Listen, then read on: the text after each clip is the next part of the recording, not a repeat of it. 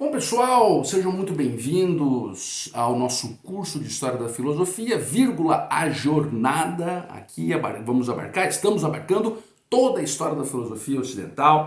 Hoje, na nossa terceira aula, uma aula fundamental, gente. Uma aula que vamos apresentar aqui um divisor de águas na filosofia, né? Nós vimos nas primeiras duas aulas, nós discutimos muito sobre os filósofos pré-socráticos, né? Falamos de Tales, falamos de Anaximandro, falamos de Anaxímenes, falamos de Empédocles, falamos de Heráclito, falamos de Parmênides e tal. Falamos de Demócrito e tal. Vocês observaram no curso dessas aulas que o objetivo, não é? O objeto a ser analisado por esses filósofos era a natureza, né? Todos eles buscavam ali a compreensão sobre uma eventual substância principal, fundamental, determinante, discutiam sobre a transformação ou a não transformação da natureza, suas origens, tudo voltado à natureza. Percebam bem.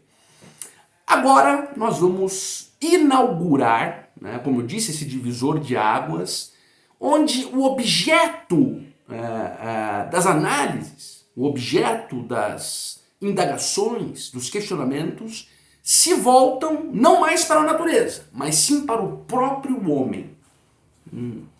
Daí a importância desta aula e a importância de quem vamos falar. Vamos falar de Sócrates, talvez o maior filósofo que nós já tivemos, que a humanidade já viu, né?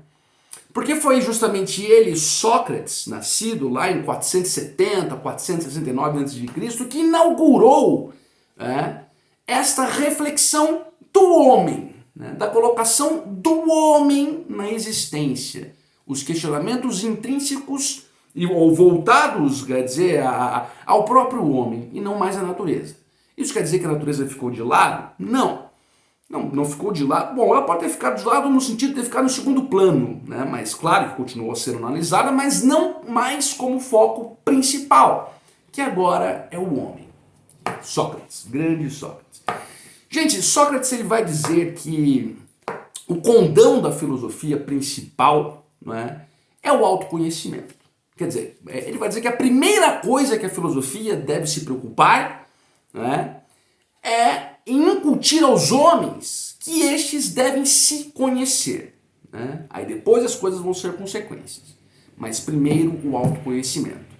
E esta aula vai ser muito interessante, nós vamos dar sequência, não antes de eu pedir a você que chegou agora aqui no nosso curso, se você estiver gostando, peço que se inscreva no canal. E a todos vocês peço que curtam o vídeo, que deem o seu like, né, é fundamental, que compartilhem, repassem a outras pessoas que possam se interessar por este conteúdo e também acionem a sinetinha das notificações, que é muito importante, tá bom?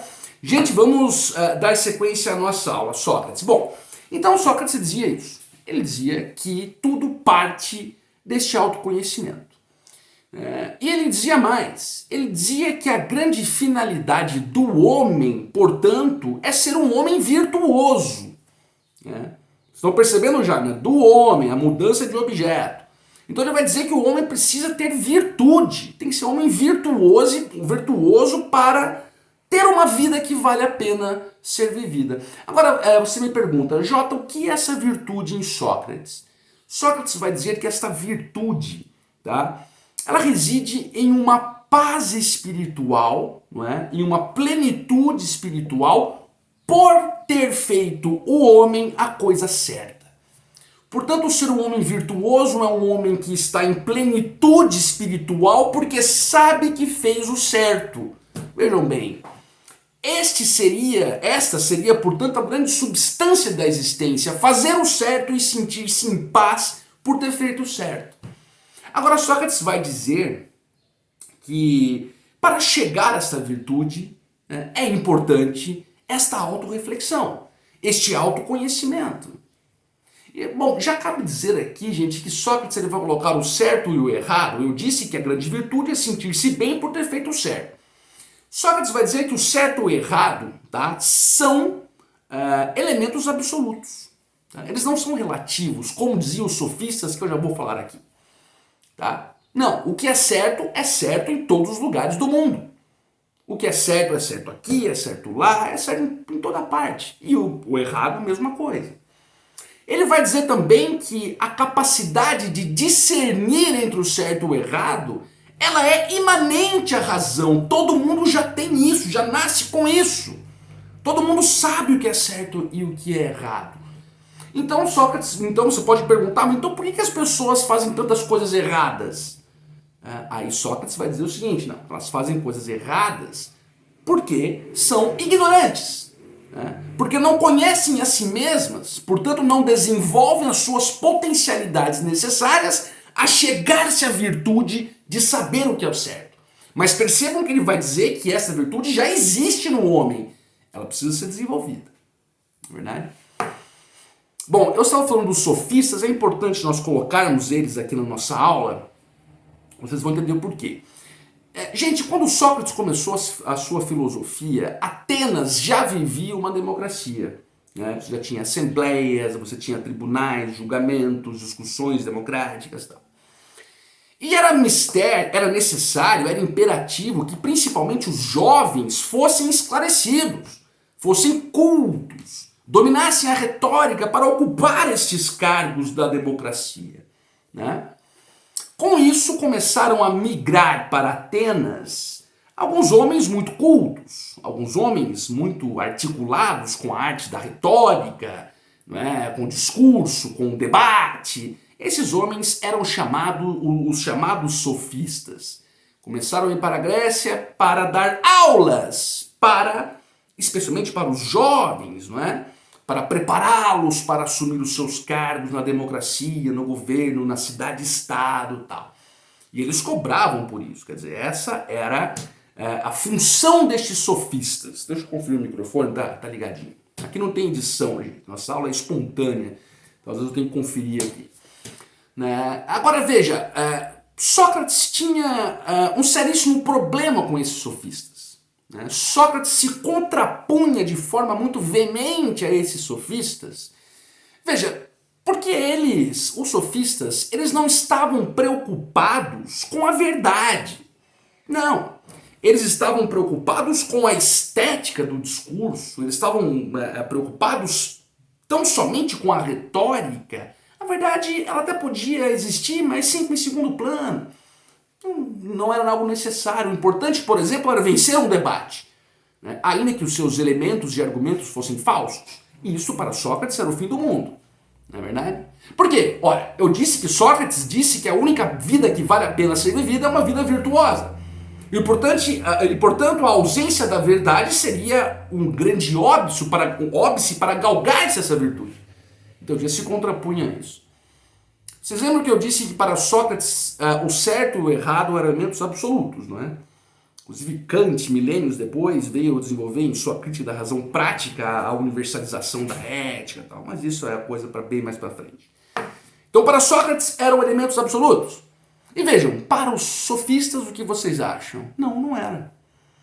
Vejam, um dos maiores sofistas que nós tivemos foi Protágoras. E Protágoras disse que o homem é a medida de todas as coisas. Quer dizer, o que Protágoras queria dizer com isso? Olha, certo e errado, justo e injusto são questões relativas, porque o homem é a medida de todas as coisas. Portanto, alguma coisa pode ser certa aqui, mas essa mesma coisa pode ser errado lá e tal. Sócrates se contrapôs a isso de forma muito veemente, dizendo, portanto, que o certo e o errado são elementos absolutos e que todos já possuem esse conhecimento, entretanto precisam desenvolvê-lo pela reflexão. Desenvolvê-lo pelo autoconhecimento para atingir-se a virtude, que é o estado de paz, de ataraxia, de plenitude, por ter feito a coisa certa. E quem faz a coisa errada não é porque há uma substância do mal na pessoa. Não, a pessoa não é má. Agora, o que a corrompe é a ignorância. Né? E em sendo ignorante, pratica-se erros. Estão percebendo esta colocação de Sócrates? O quão importante é? Gente, Sócrates, ele, tinha todos esses critérios em mente, né? Ele tinha a sua filosofia, só que ele não podia deixar essa filosofia apenas, né, em sua capacidade imaginativa. Ele tinha que passar isso, Ele tinha que transmitir essa filosofia para que, dentro dos seus conceitos, levasse os homens, né, homens e mulheres, aqui homens no sentido, né, de toda a população ateniense, a alcançarem a virtude, não é verdade? E para isso ele precisou desenvolver um método, né? Ele teve que instrumentalizar um método para transmitir às pessoas a sua filosofia. E aqui surge o método socrático. E Sócrates desenvolveu esse método de forma muito brilhante, né? Quer dizer, Sócrates andava por todos os lados, conversando com todo mundo, especialmente com os jovens, aplicando este método que eu já vou explicar, né? Havia momentos, há relatos que Sócrates ficava às vezes parado, olhando, refletindo e depois voltava a conversar, tudo mais. Qual que é este método socrático, gente? Qual que é o método que Sócrates vai usar, valer-se para transmitir a sua filosofia? Bom, eu vou dizer aqui 3 palavras, né, que são 3 elementos constituidores ou constitutivos do método socrático. Tá? Prestem bem atenção. Primeiro, maiêutica. Segundo, ironia. E terceiro, contradição. Pois é, esses são os 3 pilares do método socrático. Vamos explicá-los? Vamos lá. Gente, a mãe de Sócrates era uma parteira, né? Portanto, ela ali auxiliava, induzia as pessoas, as mulheres grávidas, a darem à luz. Sócrates já usou esse ofício de sua mãe para fazer uma analogia com o seu método. Portanto, ele tinha em mente induzir as pessoas a dar à luz, mas não a filhos, e sim a ideias. Né? Porque, como eu disse, ele acreditava que a virtude já estava dentro de cada um, ela apenas precisava ser desenvolvida. Né? Então ele tinha que fazer essa pessoa de per si dar à luz, ela própria chegar à sua conclusão. Sócrates, ele não se arvorava na condição de ele ser o responsável por ensinar a pessoa o que é certo e errado, não. Ele se sentia como um parteiro, auxiliando a própria pessoa a desenvolver as suas potencialidades. Maiêutica. Vamos lá. O segundo elemento, a ironia. Né? Por que ironia? Gente, vamos falar português claro. Sócrates ele dava de bobo. Né? Quer dizer, ele jogava um assunto sempre no meio do diálogo, importante dizer, dialética, ele com o interlocutor, né? Ele jogava ali uma ideia, né, alguma coisa como se ele não soubesse do que se tratava. E deixava a pessoa ir falando, deixava a pessoa ir discorrendo sobre o tema até que esta pessoa entrasse no terceiro elemento, que é a contradição. Ora, então Sócrates era assim, ele queria humilhar as pessoas, fazer as pessoas se contradizerem. Não, imagine. Este era um método que a pessoa, né, em vendo-se contraditória, ela aí sim poderia ir para a maiêutica, para formar uma conclusão, para repensar aquilo e dar à luz a uma nova ideia, que o encaminharia à virtude. Vocês percebem então, né? Maiêutica, ironia e contradição. E Sócrates, portanto, desempenhava esse método com diálogo, conversando, tal. Eu não sei se eu disse no começo, gente, não me lembro. Se eu já disse, peço perdão, mas vou repetir que é importante. Veja que todas as ideias de Sócrates, essas que eu já coloquei, né, veja que não são ideias que o Sócrates não escreveu. Sócrates não escreveu nada. Sócrates não tinha uma escola, não. Né? Tudo que sabemos sobre Sócrates é por meio de terceiros, especialmente de Platão, né, que será o tema de nossa próxima aula. Platão, o fiel discípulo de Sócrates, o fiel aprendiz de Sócrates, né? Ele retratou todo o pensamento de Sócrates em suas obras. Então você tem obras famigeradíssimas, a Apologia de Sócrates, você tem a República, os Diálogos. Quer dizer, tudo que sabemos vem por meio de Platão, especialmente.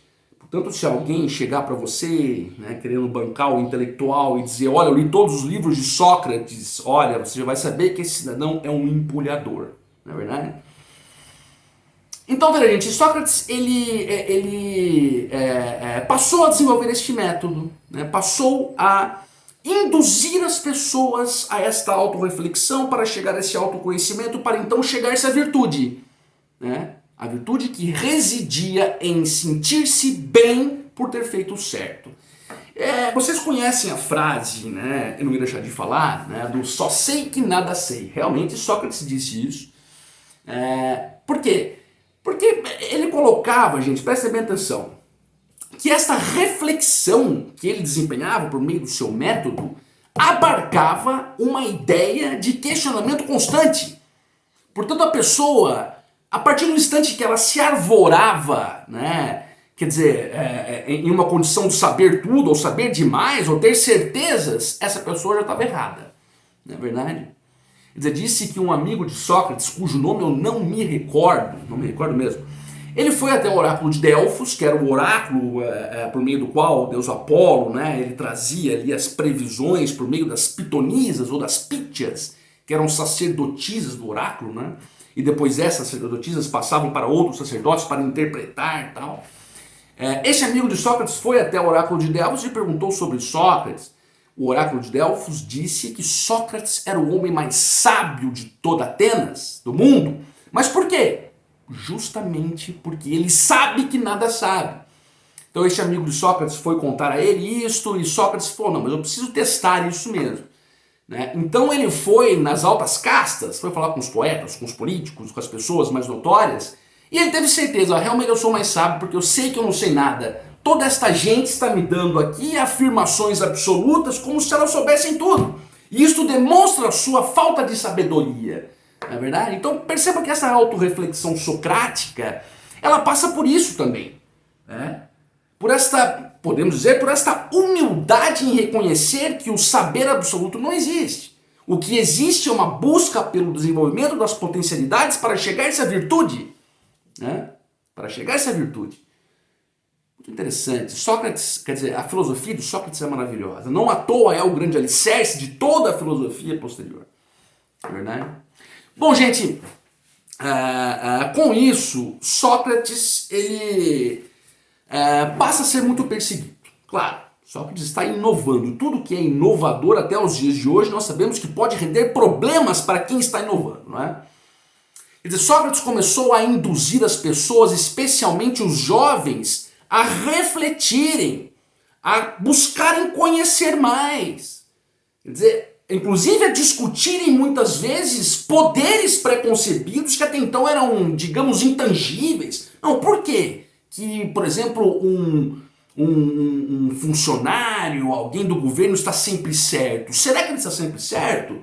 Ora, bom, nós acabamos de falar aqui, aquele que se acha sempre certo já mostra uma falta de sabedoria. Então isso começou a ser incutido nos jovens e isso começou a incomodar quem detinha o poder. Não é verdade? Então Sócrates passou a ser perseguido. Veja, a acusação que levou Sócrates a julgamento e a sua morte, ela se pautou em dois elementos. Quer dizer, corrupção dos jovens, por isso que eu expliquei aqui, né? E por falta de respeito aos deuses, por blasfêmia aos deuses. Na verdade não faz sentido, Sócrates ele não estava contestando o poder dos deuses. O que acontecia é que ele fazia a pessoa refletir sobre a sua concepção dos deuses. Deixa eu pegar, tem até um esqueminha aqui que é interessante, que eu vou demonstrar para vocês como Sócrates trabalhava, e aqui especialmente em relação aos deuses, né? Aqui. Vejam bem, um diálogo, tá? Vamos pegar Sócrates com um jovem ou alguma pessoa. Veja bem, ele chega e fala o seguinte: você acha que os deuses sabem tudo? Esta pessoa responde: sim, porque eles são deuses. Quero que vocês percebam nesse diálogo que eu vou mostrar para vocês a aplicação do método socrático em ironia, maiêutica e contradição. Lembre-se disso. Então ele pergunta: você acha que Deus sabe tudo? A pessoa responde: sim, porque eles são deuses. Aí Sócrates diz: alguns deuses discordam de outros deuses? A pessoa responde: sim, claro que sim. Eles estão sempre brigando. Ótimo. Volta para Sócrates. Então, os deuses discordam sobre o que é verdadeiro e certo. A pessoa diz: imagino que sim. Faz sentido. Então Sócrates diz: então alguns deuses podem às vezes estar errados. A pessoa diz: pode ser. Veja que ela mudou totalmente a sua resposta, por meio da contradição que Sócrates induziu a ela, e Sócrates termina dizendo como uma conclusão: então os deuses não podem saber tudo. Então por esse tipo de reflexão, Sócrates também foi levado a julgamento, não é verdade? E agora chegando a esse julgamento, gente, que foi realizado ali pelos pares, pelo povo de Atenas mesmo. E foi, quer dizer, Sócrates foi condenado por isso à morte, mas foi bem apertado assim, mas foi condenado. Agora vejam que interessante, eu já estou terminando a aula, tá? Mas vejam que interessante, Sócrates, ele era tão sincero em sua filosofia, ele era tão genuíno em sua filosofia, que ele colocava a morte em segundo plano. O seu primeiro plano era a sua concepção de autorreflexão, de virtude, como eu disse, ainda que lhe custasse a morte. Porque Sócrates, ao ser condenado a tomar a cicuta, que era um veneno, ele teve a possibilidade de não morrer. Ele podia fugir, ele podia fazer um acordo, né? Enfim. Mas Sócrates, ele se manteve impassível perante isso. Ele disse, não, eu prefiro morrer a abdicar de minhas ideias. Portanto, a morte em Sócrates também é um tema muito abordado. Sócrates, ele colocava a morte realmente em segundo plano. Eu estou aqui com a Apologia de Sócrates, né, escrito por Platão. Eu fiz alguns grifos aqui, pode ser que saia um pouco da nossa linearidade da aula, mas é importante, eu já estou terminando, inclusive. Mas eu queria só citar a vocês alguns pontos importantes, né, que Sócrates dizia. Eu até não ia fazer isso, mas acabei me lembrando de algumas coisas importantes. Se eu acho uma sobre a morte aqui, gente, o que eu acho sensacional. Quer ver? Vamos aqui. Bom, se eu não achar, eu sei. Ah, aqui está. Veja bem o que Sócrates, né, quer dizer, como eu disse, ele teve a oportunidade de não morrer, né? Mas ele preferiu morrer a abdicar de suas ideias. E sobre a morte, veja que colocação de Sócrates, que coisa importantíssima. Veja bem, na verdade, ninguém sabe se a morte é ou não o maior de todos os bens para o homem. Mas as pessoas a temem como se soubessem com certeza que é o maior dos males. E não é a mais reprovável forma de ignorância acreditar que se sabe algo que não se sabe? Olha, aqui nós vamos atrelando as coisas. Aquele que acha saber muito já é uma pessoa que não tem sabedoria. E sobre a morte ele coloca este ponto. Quer dizer, nós não podemos saber se a morte é boa ou ruim, mas nós temos, de certa forma, certeza que ela é ruim.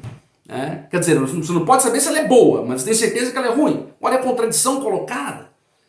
Então veja que riquíssima filosofia. Que riquíssima filosofia. Gente, aqui encerramos essa nossa aula sobre Sócrates. Eu espero que vocês tenham compreendido, né, as ideias centrais do grande Sócrates. Nós vamos, na nossa próxima aula, agora sobre o seu discípulo Platão, né, filósofo fundamental, que também vai inaugurar, ou melhor dizendo, não inaugurar, mas vai fazer uma colocação muito importante sobre vida, sobre alma, e também sobre política. Bom, isso vai ser para a nossa próxima aula. Tá bom? Gente, muito obrigado pela atenção de vocês, pela participação. Não se esqueçam de se inscreverem no canal, você que ainda não é inscrito, né? Compartilhar o vídeo, dar o seu like, assinar a sinetinha das notificações. Muito obrigado e até a próxima aula.